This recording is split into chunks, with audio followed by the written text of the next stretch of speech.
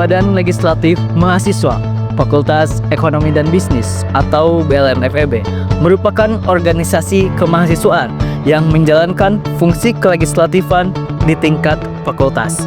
BLM-FEB memiliki 4 fungsi utama. Yang pertama, fungsi legislasi. Yang kedua, fungsi administrasi dan keuangan. Yang ketiga, fungsi pengawasan. Dan yang terakhir adalah fungsi aspirasi dan advokasi.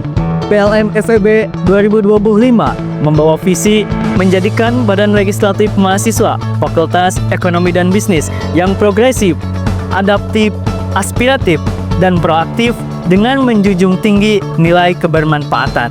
Untuk mewujudkan visi tersebut, BLM-FEB periode 2025 membawa 5 misi utama.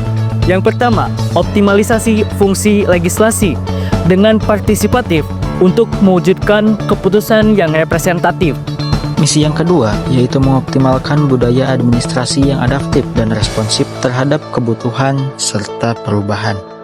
Yang ketiga, mengamplifikasi fungsi pengawasan dengan meningkatkan pengetahuan guna menciptakan organisasi kemahasiswaan Fakultas Ekonomi dan Bisnis yang adil. Misi yang keempat yaitu mewadahi dan menyerap aspirasi mahasiswa secara proaktif serta merumuskan solusi yang relevan. Dan misi yang terakhir adalah penyebaran informasi yang terintegrasi dan mudah diakses oleh mahasiswa.